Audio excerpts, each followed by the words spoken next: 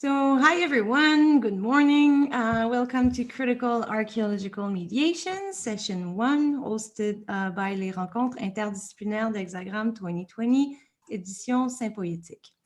The title of this first edition of Hexagram's Interdisciplinary Summit refers to the neologism created by the Canadian urban planner Bette Dempster, which she invented as an alternative to urban planning analysis centered on the concept of autopoiesis. The symposium is conceived under this key concept of distribution and sharing, as elaborated further by Donna Haraway in 2016. The autonomous subject is a fiction. Autonomy, like agency elsewhere, only exists by, with, and in the sharing between multiple forces, materialities, processes, and entities, human and other than human. The central question of the symposium is expressed as follows. How can the current context, including the pandemic happening in the era of the said Anthropocene, allow for the experimentations of the sharing of autonomy and agency? The organization of this symposium is a pooling of interest between the organizers, publics, and participants. The digital platform proposes to go beyond dissemination by adopting participatory methods. Produced jointly by Hexagram Scientific Committee, the production team, participants, and publics, the platform is a full-fledged research creation project.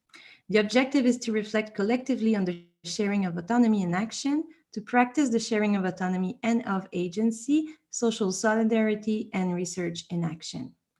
Today, Professor Marie-Pierre Boucher and I have the pleasure to discuss with design and computation arts students from Concordia University enrolled in the studio seminar Critical Materiality, and communication students from University of Toronto enrolled in the course Media Archeology.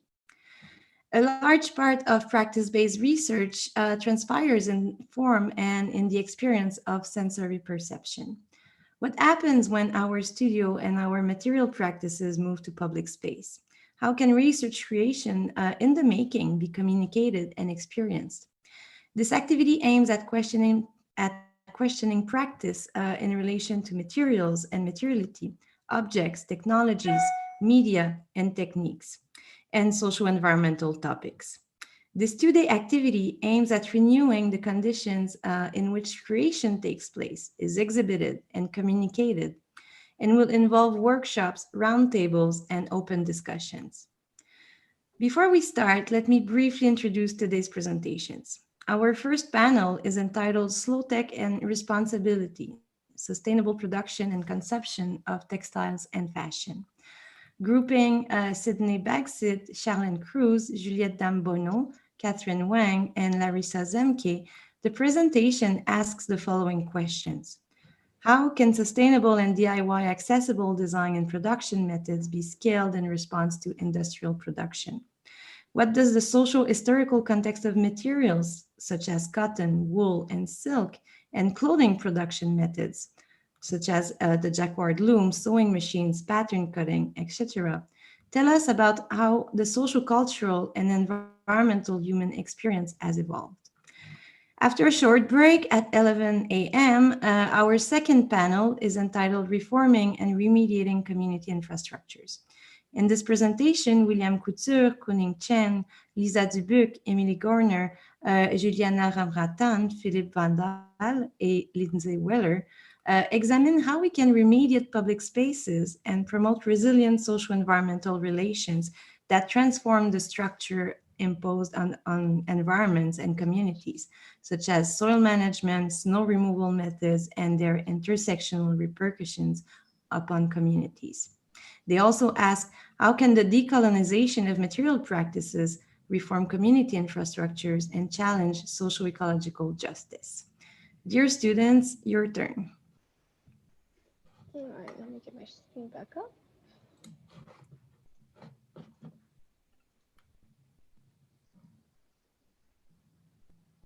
Okay, we're all good to start? Well, good morning, everybody. Our conference today is on slow tech and responsibility in the context of textiles and fashion. So in case anybody was wondering about the reason why responsibility is spelled like that in the title, we are using Donna Haraway's term, which she defines as cultivating collective knowing and doing, something we are trying to promote with today's conference. So today's panel consists of design students from Concordia and media archaeology students from U of T Mississauga. So that will be me. So yeah, I am currently in my last year of computation arts at Concordia University, and my critical exploration project for the semester was about incorporating 3D printing into textiles and clothing, 3D printing as a sustainable production method, and researching and designing zero waste printed textiles. Yeah, my name is Juliette. I'm finishing my last semester in design. And for me, my semester consisted of exploring the possibility of a 100% biodegradable face mask. So I researched natural textiles, processes, and whether it was feasible for a person with no sewing machine experience to create a face mask on their own.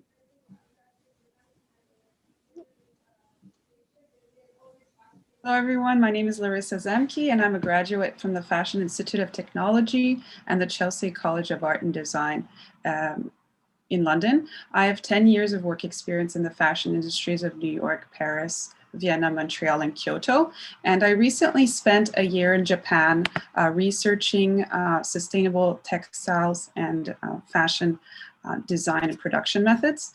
And this semester, I focused on looking at Japanese techniques and really questioning textile waste disposal through the Japanese lens.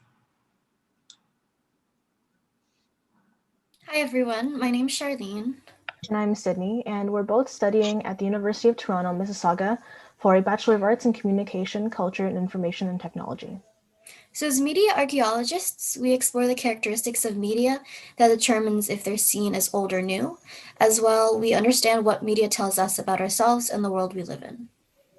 Some of the scholars and theorists that we've studied over the past semester include Parika, Foucault, Ernst, Guidomin, Hansen, Ackland, and more, but our discussion today will mainly involve concepts from Hansen and Ackland.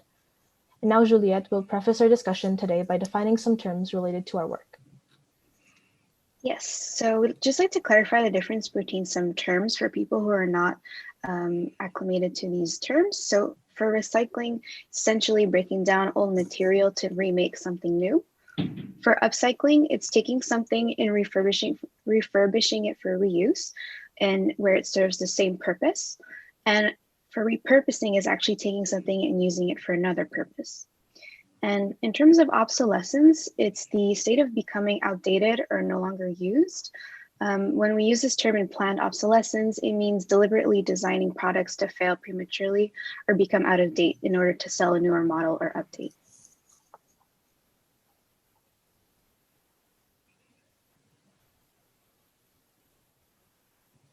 So here we have a video. During, as I was mentioning, this semester, I focused on questioning textile waste disposal, and as Juliette mentioned, different options in which we can, create a new life for a textile or a garment rather than just dispose it. And to be fair, I planned to make and create, different textile samples. I got a few done, which were a little knitting tests, but most of my time spent on the project was spent on communication with people who were donating clothing and textiles, logistics like transportation, bringing 6 bags of textile disposal to my home, collecting, sorting, and looking at the different care instructions, materials, and really also dealing with limited amount of space in my living room. And just to quote a little situation, one day my brother came in the living room and there were 6 bags overflowing the living room, and he said, "Glad that's not my problem," slammed the door and left.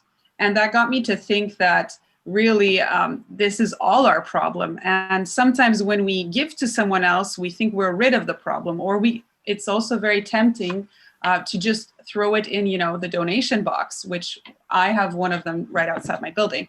But I have been restraining myself not to do that and rethink really, how can we use this? What are the best ways to deal with this problem. So now I'm going to be showing this video here from the Next Black.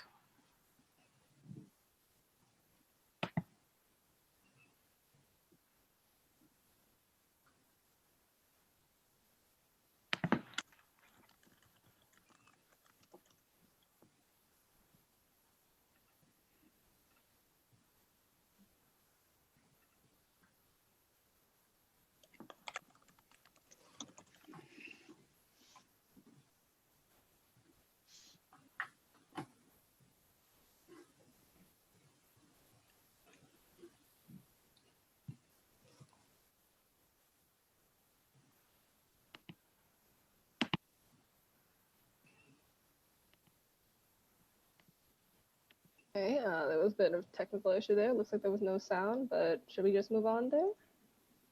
I don't know how to fix that. Oops.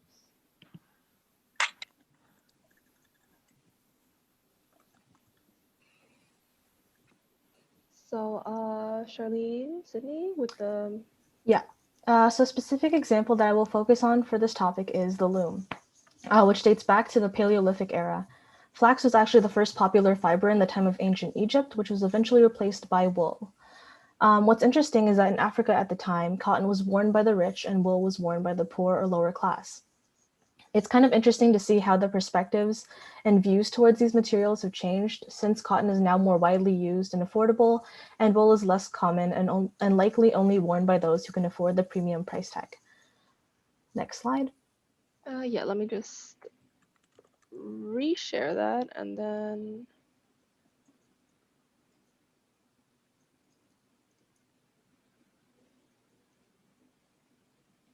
I don't see an option for share with audio.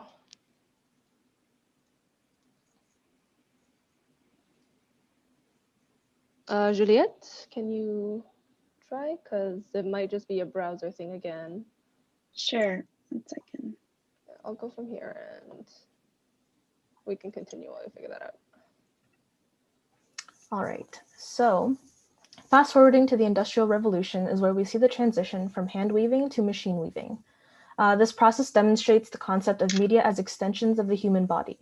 French archaeologist and anthropologist Leroy Gourand says the problem of the regression of the hand already exists today at the individual, if not at the species level. Essentially, he is stating that the way that we as humans have developed technology will have an effect on us which can go as deep as impacting the anthropological makeup of our species. We can see how this is a reality through understanding fast fashion. Fast fashion is produced through machines with seldom any human interference. As a result, it enables mass production, which then leads to great amounts of waste, which then impacts the environment and in turn impacts us. We have created the cycle of our own downfall.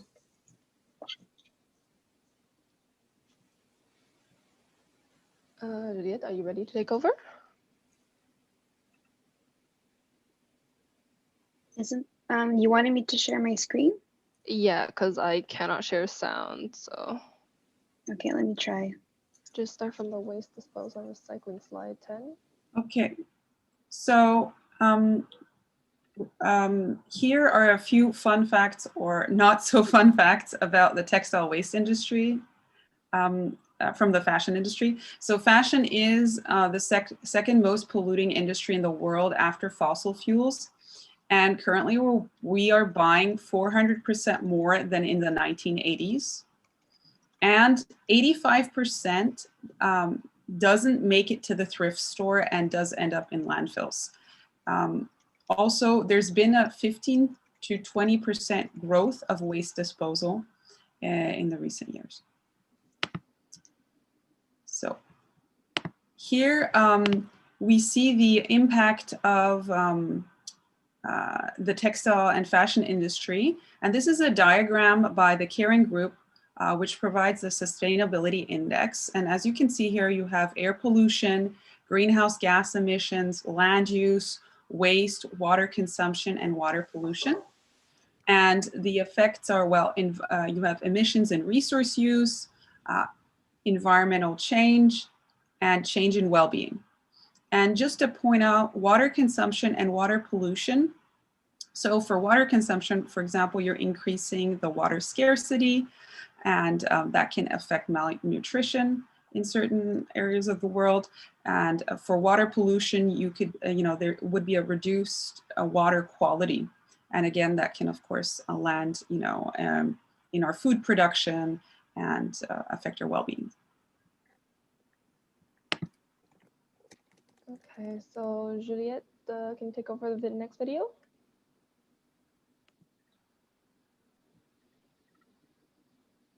Yeah, so,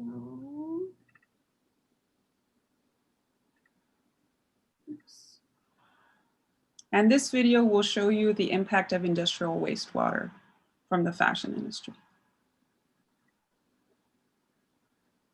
The wars of the future will not be fought about oil. The wars of the future is going to be fought about water. We have a very small amount of water, and that's got to accommodate the needs that humans have for drinking water. And a lot of that water is not accessible. We are committing hydrocide. We are deliberately murdering our rivers. Our rivers across the world were being deeply impacted by the dumping of poisonous toxic material. Every single piece of clothing that you buy comes with a cost. The fabric dyes used to contain hazardous materials, things like mercury, cadmium, and lead. These kind of chemicals, they don't break down and they travel around the world. This water is so toxic, there is no aquatic life. If you see how people are living there, they have lost their sensory adaptation. They can't smell anymore. They do have problems with drinking water supply. There's a high incidence of liver cancers. If we continue like this, it's done. It's done. Maybe it's because the demand of the world has gone crazy. We are on the verge of a global economic expansion. In a few moments, I will sign the North American Free Trade Act into law. The statistics are insane. Something like 80 billion garments of clothes are being delivered out of factories. Where do these products go? Those products are actually sold to the world's biggest brand names. A lot of companies do things that are very, very hidden and very secret. So the pipe is underground. You cannot really see this factory that is dumping this. This water is being put into this irrigation canal. So this has entered the food chain. You don't learn the details because at the end of the day, it's not a selling point. The consumer did not wake up one morning saying, I want to buy 5 pairs of jeans for a fraction of the price. We were literally introduced to this concept by the fashion industry. Buying something at a lower price, you're actually contributing to the death, illness, suffering of people in some other part of this world. We could save the planet if the planet won. If you have two genes, one is damaging the planet, the other one not, and the price is the same, no one will choose the wrong one. I mean, there's no excuse. I think all corporations have to be accountable for their environmental practices, and no one has a right to damage or destroy a river.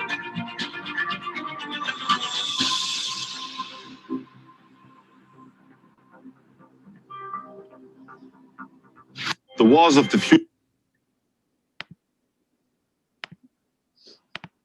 So here in this diagram, you can see that clothing sales and utilization have grown inversely. So basically, we are wearing items less and just buying more.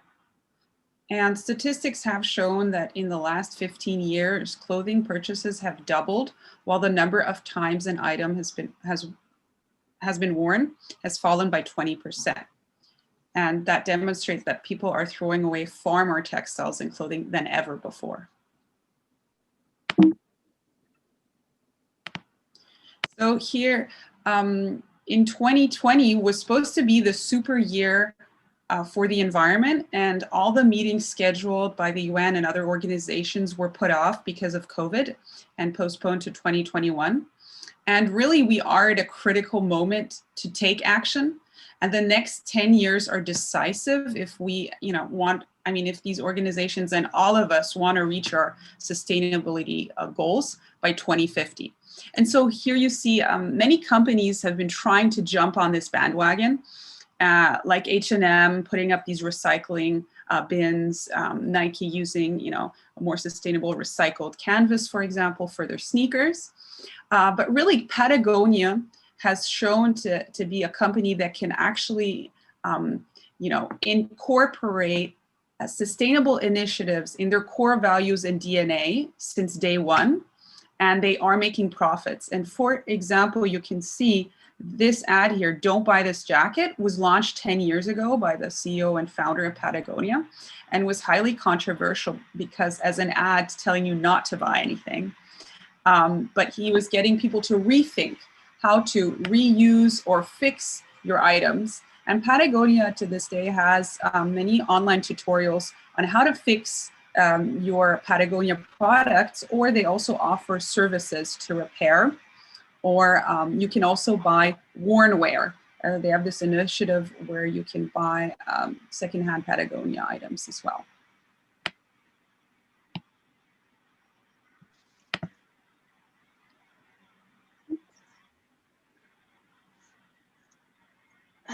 Right, so before our discussion, we asked participants to choose one item of clothing in their closet that they love and one that they no longer wear.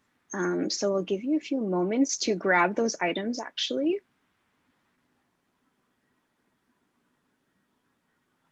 Do you want me to take back over now since the next video isn't until the end? Sure. Okay.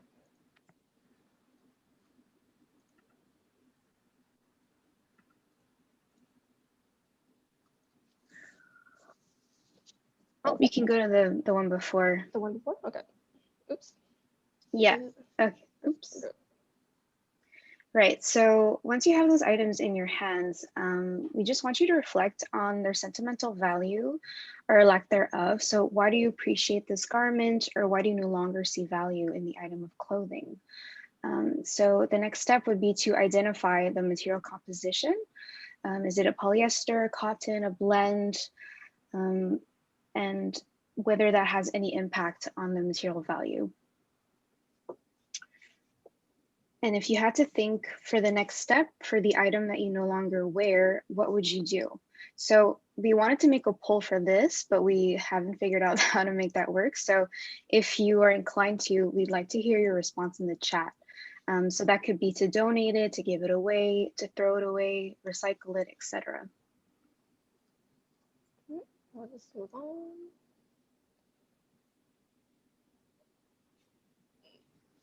So between you guys with your old clothes, what do you do with them normally? I just tend to donate because I have, or I resell. That's usually what I do, but I try to resell as much as possible. I don't know what you guys. For me, pre-COVID, I use this app called Buns, so you could swap clothing with other people. Oh, that's cool. I tend to, yeah, I mean, we pre-COVID, we had these swap parties with friends where everybody would just bring all their clothes and we would swap them. The thing was when, you know, I hosted one of them and I had to carry a bunch like close to the Salvation Army because I couldn't take everything. But yeah, again, I like to give to people. If I do, then I donate to like a thrift store. I also like to buy vintage myself, or I've inherited some items from my mother that are maybe from the 80s and they are still in amazing condition and the fabric shows. It speaks to you. Yeah. The quality. I also tend to notice when I'm thrift shopping, like the older the clothing is, the better quality it is. It's crazy. And those are becoming extinct. I'm wearing one from Erez here. It's just a turtleneck and it's probably, yeah, from the 90s and it's still an amazing. Wow. Personally, I like to do swapping with my older sister. We trade off clothes all the time. Other than that, I'd probably just repurpose them. Anything that's torn up, I'd probably just cut into rags, as someone also said in the chat. Yeah, swapping is a great way to like have new clothes without actually buying anything, or like, yeah. Okay, I think Catherine, you can go to the next slide, please. Lots of answer to the chat though. I can also say, like, working in the fashion industry, I went to a lot of sample sales, and you know that the samples, if they're not used, they get burned. I know, I heard that. It's horrible. So I felt like I was somehow saving them, you know, from getting burned. And I've kept them for many years. Like, I have some for items for 10 years, and they're still amazing. Right. Okay. So, just want to go over a few of the options that are not so discussed. So, one thing that people don't think is to repurpose clothes. So there's lots of DIY you can do. There's ideas online that you can find. You can repurpose to use, let's say, a t-shirt into a tote bag or like a rag. It's always better than throwing it out. There's also recycling programs that recycle textiles that reuse it for insulation or cushions. And of course, the most common one is donating, but unfortunately only 10 to 15% of clothes are sold. The rest usually end up being resold overseas, or they're just simply sent to landfill. And when the clothes end up in landfills, they're there for 200 plus years. And as they decompose, they emit methane, which is worse than you can imagine. And so when we were asking you to evaluate the material composition of your two items of clothing, we like to draw some sort of connection between the fabric and its material value. So here are some common examples of natural textiles. There's cotton, silk, wool, linen, or lyocell. And for synthetic, it's often polyester, rayon, acrylic, spandex, viscose. And for the natural fabrics, they tend to be more comfortable, more breathable for the body, and moisture wicking, so you tend to sweat less in them. They're also biodegradable, and they don't release plastic microfibers when they're washed. And for synthetic, it's quite the opposite. They're less comfortable, especially for sensitive skin, and they're not biodegradable, and they do produce microplastic pollution.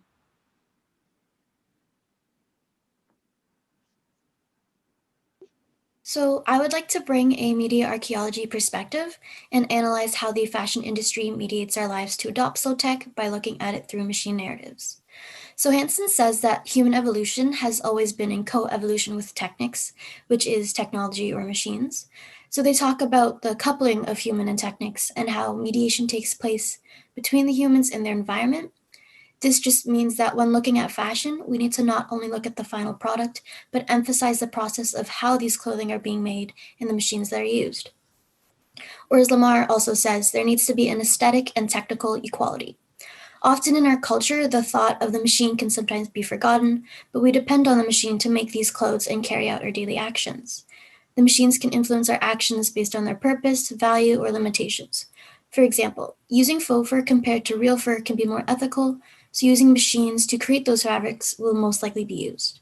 Machines are just as important because it allows designers to create their clothing.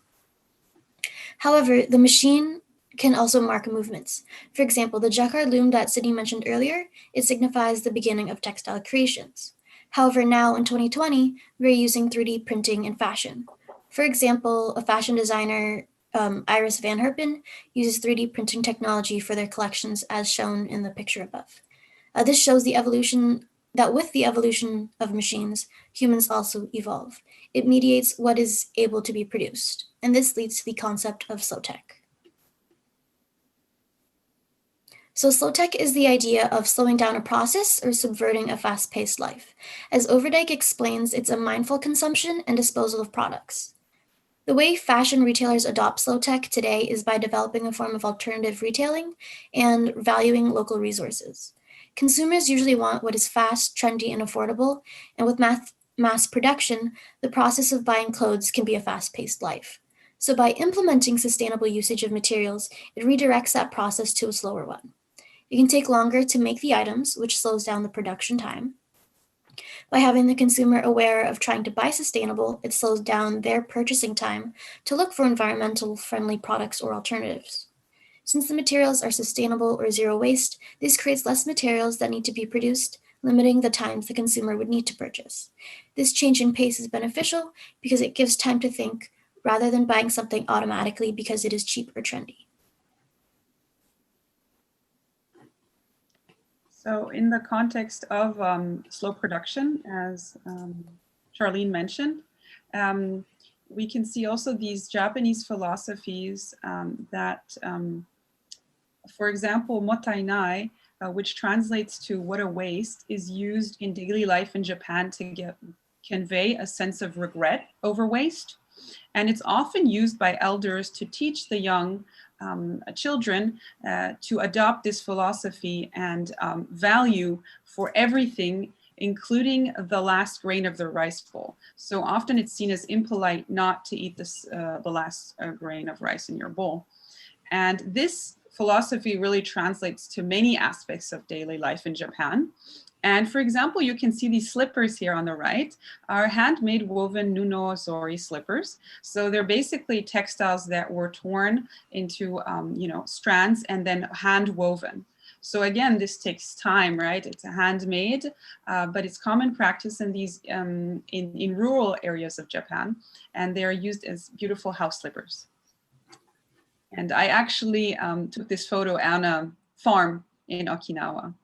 It was the farmer's wife's slippers. And this is a pouch from kimono silk fabric. So this is often a common gift also, to give this kind of pouch made from kimono scraps. So kimonos that are no longer used. And here below, you have 2 baskets made by hand by a 92-year-old woman from Kyotango. And she used packing straps, so reused packing straps, waste, to create these baskets. And we also have another worldview that is embraced in Japan, and it is based on the acceptance of impermanence and imperfection and transience. So this aesthetic is sometimes described as one of appreciating beauty that is imperfect, impermanent, and incomplete in nature. And the characteristics of wabi-sabi aesthetics and principles include asymmetry, roughness, a simplicity, modesty, and appreciation of both natural objects and the forces of nature.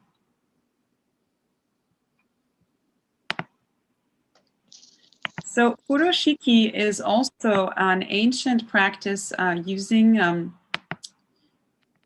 a traditional packaging that is made of textiles. Often it's a reusable, biodegradable material like cotton.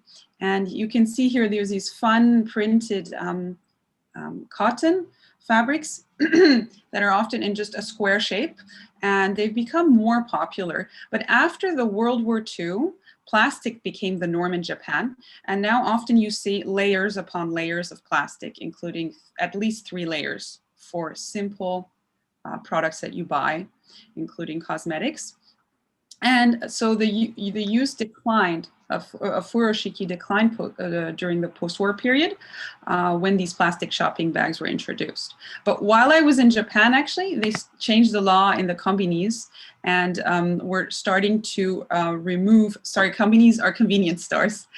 They're very popular in Japan, and they give a lot of plastic bags out, even tiniest bags possible, just for one item. So there is a little movement in Japan, and because of growing environmental concerns. And Japanese local companies are promoting this furoshiki.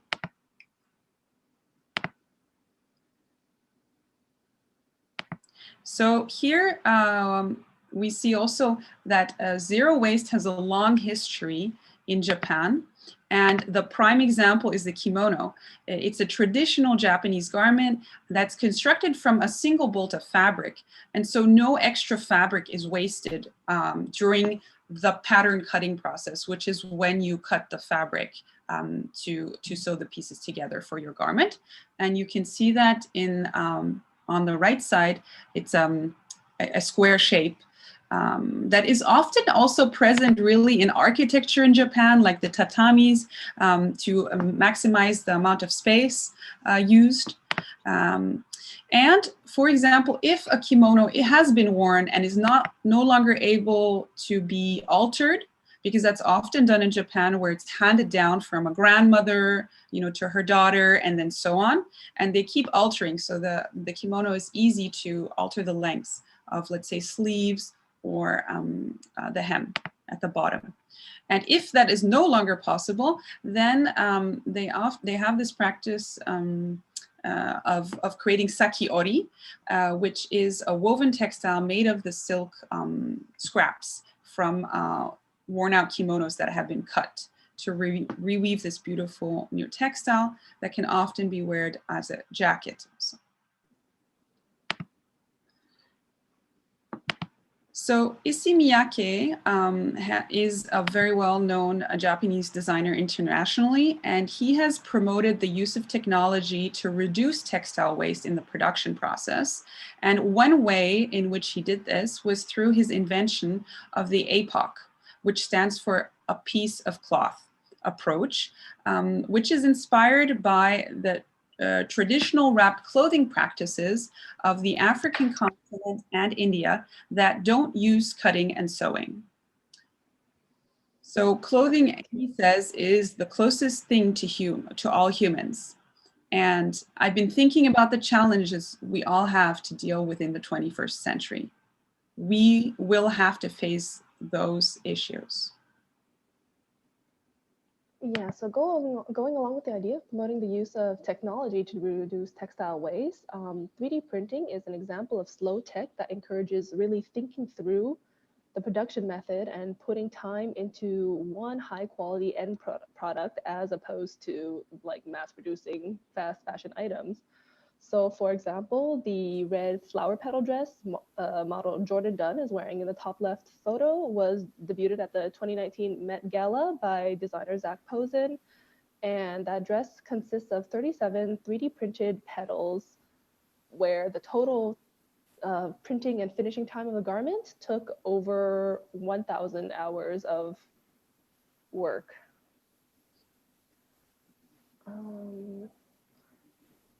So 3D printing as a production method, it's an additive production method, which means that only the necessary material is printed out.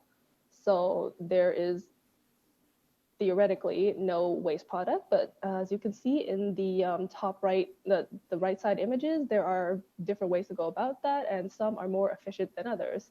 So a super complex shape like the top right needs a lot of support to print out because the printer can't just start like creating shapes in midair. It needs some kind of support to get all those complicated ridges and structures, but it is possible to design for less waste where you can. So the bottom right image by designer Fantasygraph illustrates that. So the arm, which would normally stick out straight and require a whole wall of supports just for that one piece, by tilting the model at a 45-degree angle, which the printer can still print at comfortably, you can reduce all that waste to just a little bit underneath the base to keep it in that position. And the digital focus of 3D printing means less of a physical footprint regarding labor, dissemination, and transportation, because since it's mostly online, you don't really need to transport anything anywhere. People just download a file, get printing on their machines at home or their local machines, and they get their end product. So that way it also cuts out labor because the only person putting in the work is the maker. So continuing with zero waste, I previously discussed the production process, but now I will be speaking about the consumption of zero waste or upcycled products and how they alter our behavior through remediation in wearables. So Han explains that consumer appetite for newness has led to overconsumption and overproduction, resulting in waste, pollution, and harmful emissions, as we previously mentioned. These issues are what made sustainable and zero waste products currently implemented or needed. An example of this in fashion is the designer Hussein that created an outfit that dissolves into another dress without wasting excess materials, as shown in the images. By changing to an environment-friendly practice, it has changed the consumer behaviors. It makes them more aware of their impact on the earth and what materials are used. So this remediates the value of clothing from the body to the environment. Remediation is the ways in which media shape each other and frame our understanding of new media, which is described by Bolter and Grusin. Fashion is originally associated with the body and the presentation of oneself, since clothing was an aesthetic or signifier of class. But now, because we ascribe the value of zero waste to clothing, the meaning of what is worn changes the relationship with our environment. It creates new meanings to objects, materials, lifestyles, practices, and relationships. This meaning is changed because the values of environment take precedent over appearance. This leads to the concept of wearables. Hansen says media is a sensory prosthesis which increases or even replaces one or more senses. It's to say that media is an extension of ourselves, and clothing can be seen as the media in this case. What we choose to wear reflects our personality, what our style is, our ethics, our value. So by choosing sustainable clothing, we're showing through our items that we wear, our values align with environmental causes. If you think back to the activity we did, this is why we associated that item with certain feelings. It's an extension of yourself. And with these new meanings ascribed, we adopt slow tech as previously mentioned. People will consume less, take longer time to choose an item, feel better about spending on that item, and ultimately buy more sustainably. Okay, so another concept of zero waste consumption behavior, or zero waste in general, is design for disassembly. So it's a pretty self-explanatory concept, really. So it's a design method that focuses on the dismantlement of items in the future, such as this modular succulent planter by Prithvi. So it's a concept that's often used in architecture and construction industry, but it could stand to see more of the presence in the fashion industry. So you can see on the right side there, this designer, Chidi, created a sweater that once you take it apart and rearrange the pieces, reforms itself into a different sort of shirt. And this sort of design is really convenient for stuff when it comes to like customizability, replacement parts, and just modular pieces in general.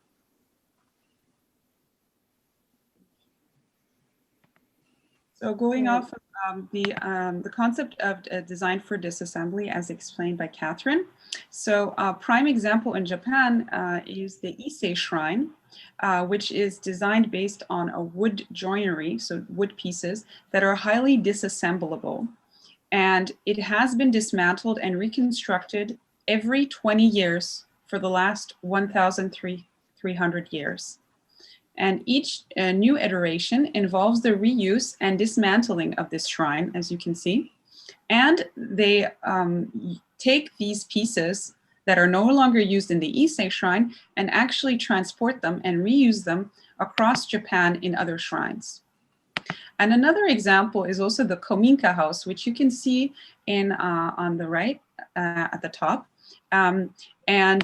These are also highly, these are traditional Japanese houses, and often you can see them in rural parts of Japan, and they have a pointier straw roof. And these are also highly disassemblable and reassemblable. And they're often repaired by special craftsmen. And so you can see that reusing and fixing these houses and shrines does still encourage, the survival of traditional carpentry skills through the centuries and to this day. And so while I was playing around with one of the objects I had bought in Japan, it's an actual eraser, and suddenly I realized when I was kind of poking around with it that it was disassemblable. So it was by coincidence. I took it apart, and it really, again, has this kind of idea, right? It was designed to be disassemblable. And of course, this has also sort of it's similar to Lego in a way. So I had this wonderful experience with this item that I thought I could just erase with.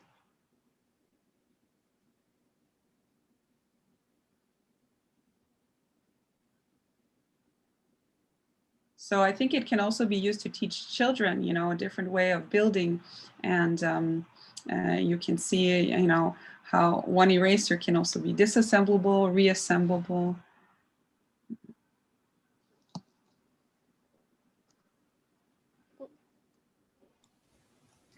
So carrying on the concept of obsolescence defined in the beginning of the presentation, I'd like to highlight this quote from Davis. He says that whether a medium is obsolete depends largely on its status as shaped by structural forces, both formal and informal. So what he's saying here is that the medium, in this case, materials and textiles, are considered obsolete or no longer useful based on the social structures in society, like what's trendy or in or acceptable. The images you see on the screen is the work done by fashion designer Hussein Chalayan, called The Tangent Flows, and it's from 1993. Chalayan buried the clothing with iron filings in his backyard for 6 months, and it underwent the process of decomposition before being unearthed for the fashion show. His work is a great example of breaking the cycle of planned obsolescence by taking clothing that may have otherwise been discarded and reviving their value. So as Sydney showed us this beautiful work by Hussein Chalayan, we can see here a great example also of the wabi-sabi aesthetic of embracing the imperfect, the weathered, and making that beautiful. So another concept that I believe is sufficient for breaking the cycle of planned obsolescence is the concept of design for disassembly, which is one of the 6 core principles within the Build Positive movement. As previously explained by Catherine, this concept involves intentionally designing products for material recovery, value retention, and meaningful next use. We can somewhat see this concept flourish through upcycling and DIY. Using sustainable, high-quality materials can allow the consumer to reuse them once their first lifespan is complete. In doing this, there's a redistribution of power relations. Now the power that determines the life cycle of a material or product is in the hands of the consumer rather than in the hands of companies. Yeah, so another way to bring the power to consumers is DIY materials. So we saw during our semester, we experimented with creating kombucha leather and bioplastics, which was actually on another conference hosted on this hexagram platform by the group Cyclical Matters. So I don't know if you can see here, but we have our little kombucha leather samples that were made. It's pretty interesting, actually. Like, it feels very much like actual leather, but kind of smelly. And I don't know if you have your bioplastic samples, Larissa? Yeah, so this, just to add to what Catherine said, this is dyed with, this is kombucha leather, but I dyed it with red beet. And here I have an example of my bioplastic that unfortunately looks more like a chip, like a crisp, like it could be edible. But, you know, it was a great experiment to see how we can make our own bioplastic. Yeah, so that example in particular was made with gelatin, and the good thing about that is, like, you can always melt it down, reuse it, remake it, or like reform it into anything you want. And if you don't want to, then it's perfectly biodegradable and compostable. So let me just switch back. So yeah, another thing about biodegradability is 3D printer filament. So the most common filament people use is called PLA, which is technically a biodegradable bioplastic because it's sourced from corn, I think, but it can take up to a year to decompose, and it needs a very specific conditions to do it. So I wouldn't really consider it like a proper biodegradable material, but there are some companies that have been experimenting with creating like actually decomposable plastic filaments, like 3D Fuel and Franco Field are on the right. So these companies have taken waste byproducts from other industries. 3D Fuel, the castle printed at the top, the beautiful little print was actually made with, I think, in this particular example, a filament mixed with coffee waste products, where Francophil at the bottom there is using also coffee, beer waste, hemp is another common one, and all sorts of shellfish can be used and incorporated, and it actually makes this really nice variety of textures and colors that can be printed. And then once you're done with it, just toss away and it'll decompose like any other natural material. So people have also done some pretty wild things with 3D printing technology. Like here, this one artist made a printer that works off of waste paper. So you directly just throw the paper into the machine. It's got this whole like shredder and chemical solution set up inside, and then it prints out into a very durable recycled paper structure. I think in this one, that's like the lampshade for, yeah, lampshade. How do I stop this? Next slide. Okay, so our closing remarks, Larissa? So today we highlighted problematics in fashion, in the fashion and textile industries, which open up different paths for further research. And as we have seen, our current lifestyle is fast-paced, and in terms of both on the production and design side, as well as the consumption side. But what we really need to do is rethink our actions as both designers and consumers. And we found that often the easy way out is to throw out a worn item or something that you think you can no longer use. But we're asking you to stop and rethink, take a moment to rethink how can you reuse this or repurpose it or upcycle it more responsibly. Maybe give a new life to your item. You could use it as a rag. There are many different ways. So think of it as a creative opportunity to connect with your items in your daily life versus just throwing it away. And as the next Black film shows, fashion is only concerned with the next 5 minutes. So let's prolong those 5 minutes and think about how we can make more sustainable, responsible decisions. And just to add to this, looking at the Japanese techniques and the way of life, I have discovered during my time there that they really embrace a slow production process, whether it's the handmade slippers as you see, but that's really embedded in their daily life. Everything takes longer there. So how can we embrace this way and just consume slower and design slower and produce slower? And now we're welcoming the audience's questions.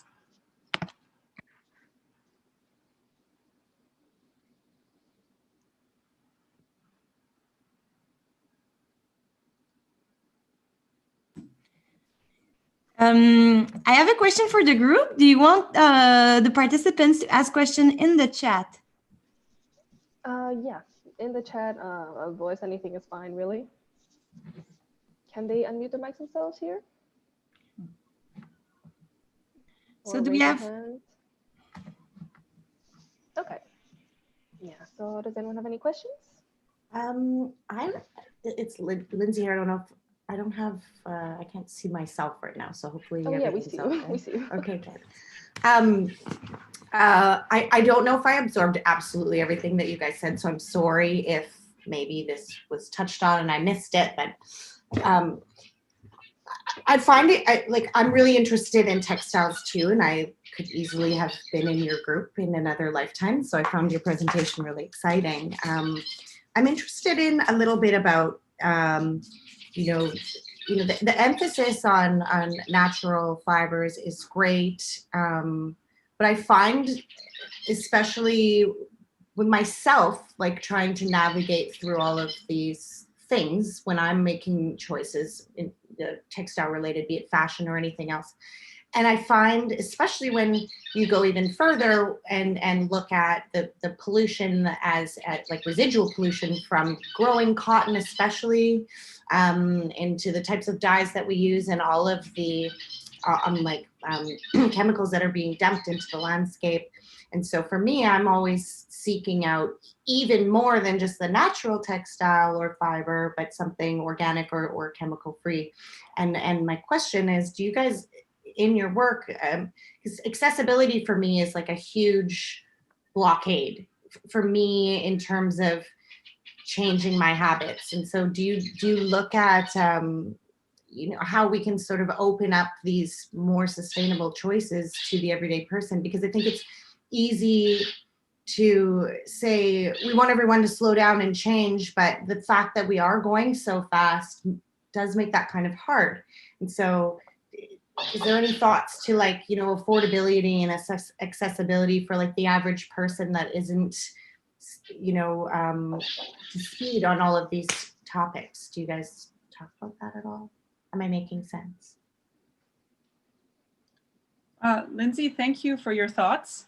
I mean, I think you have great points there, and it's really true. It's the reality, you know, we can talk about all of this, but, you know, how can we incorporate this into our everyday lives? And, you know, through this semester, I did way less making and way more reflecting and stopping and literally thinking about every single thing I throw away, including paper. I don't know, my floss. I thought about my dental floss even. That's it. Yeah. Yeah, I mean, in my practice, I've been trying to naturally dye, and even that process, you can see it's it takes time. It's time intensive, and that's one of the big issues, right? Just stopping and thinking takes time, but then what's the next step? What's the best solution? That will take time. If you want to repair your shoes, right? It's easier to just throw them away than go to the shoemaker, figure out the best way to repair your shoes or anything, right? So I can see also, you know, your point of organic and chemical free, you know, that's ideal if we can, you know, use less chemicals in our clothing. But right now, the reality is that industry is not really doing that. I mean, there are movements, right? And there are many resources online, on Instagram, everywhere for natural dyeing processes that you can do at home. Yeah. You know, it's a slower movement, but I think people are starting to do this for their children too. And I can just speak for myself briefly. I grew up in a household and I was speaking to my mother during this project, and she said from day one, she bought natural fibers from me. I don't know if they were organic, but you can imagine 30 years ago, you know, they were very well made and all, you know, like natural, maybe no color, you know, I think she tried to non-dyed pieces. Yeah, I grew up almost solely on secondhand clothes, so I totally get that. Yeah, thank you. I mean, I have more to say, but I don't think there's enough time for it to just all be me. So I'll leave it to anybody else, and then maybe if there's nothing else, we can continue our conversation another time. Thank you, Lindsay. Sure. There is another question in the chat from Emily. Emily, when you use the word sustainability, what do you feel you're referring to as being sustained? So personally, I think the sustainability is just like trying to step away from this inevitable train wreck of like buying, throwing, you know, so the planet doesn't. Right, it's encouraging like a circular economy and like using renewable sources. I can just add that it's true. It's a great question, Emily. Thank you. Because sustainability in the recent years has been catching on and really just been thrown around by now, kind of everywhere by all companies who are rushing to jump on that bandwagon, as I mentioned earlier, you know, with the UN sustainability goals and so on. So there are different factors, and it is really a complex issue. But when we're referring to this, we're referring to, you know, the environmental impact, how we're disposing items, right? We were trying to really get everyone to think about this more. But of course, you know, there's the other side, which is the design and production. How can we, you know, have a lower impact on both environment and, I mean, there's also the other side, which is social, you know, and labor. But yeah. I'd like to follow up with Larissa on what you guys just said. Well, first I want to say thank you very much. I think it was really good presentation. I really enjoyed myself looking at and listening to all of you.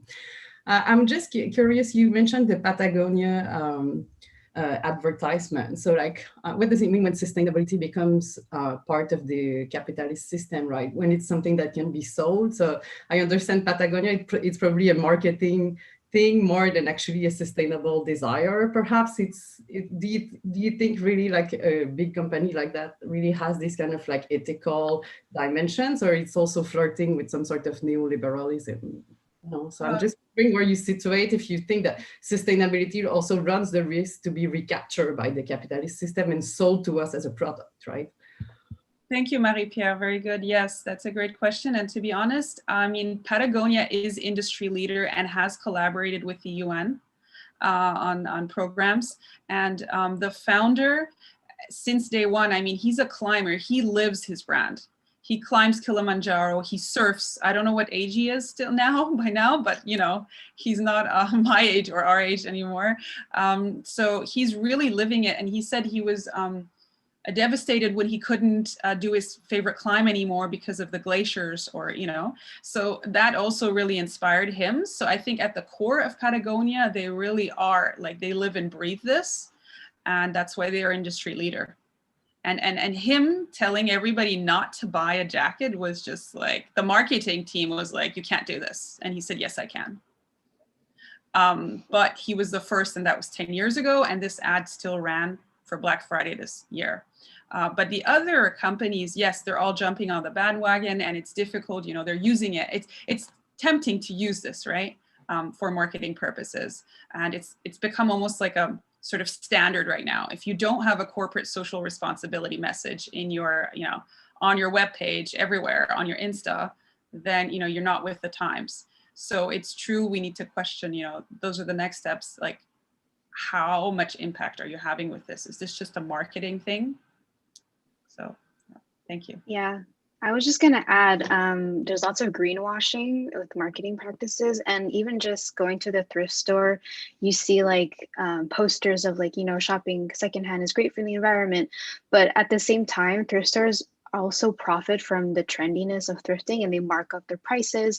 And sometimes you can even find prices that are almost the same as retail price. So that's not really encouraging buying secondhand if you could just buy it new for the same price. That's just what that made me think of. Thank you, Juliette. There is a question in the audience that says, since culture and material practice are closely linked, what do you think media archaeologists would say about the kinds of cultural change required to alter our fabric waste practices? So I guess it's a question addressed to everyone in the team, perhaps media archaeology colleagues. Yeah, I think go ahead. Okay, I think from a media archaeologist perspective, we kind of mentioned it about kind of remediating, which means change the meaning of our clothing and focus that meaning from aesthetics more to an environment friendly meaning. So focusing on sustainability, items that you can reuse again, and as well as adopting the slow tech movement. So don't just impulsively buy, research the materials being used in the items you're purchasing, try to find alternatives to your items like reusing it as rags or swapping with friends, as we mentioned. And there's another concept that we can talk about, but residual media, which is basically like media that's not being used. So clothing is not being used. Don't treat it as decay, so something you can't use again, but use it as revival to try to make new meaning out of it. And I believe Sydney mentioned with like upcycling power relations. So if Sydney, you want to add anything to that? Yeah, so yeah, as I said before, by kind of adopting this whole the concept of upcycling or DIY, it's a great way to take that power back into the consumer's hands and kind of give them the ability to change the life cycle of that particular item of clothing, because at the moment in society, the current mindset is to want everything fast and immediately, and like there's such a strong demand for things to be produced rapidly.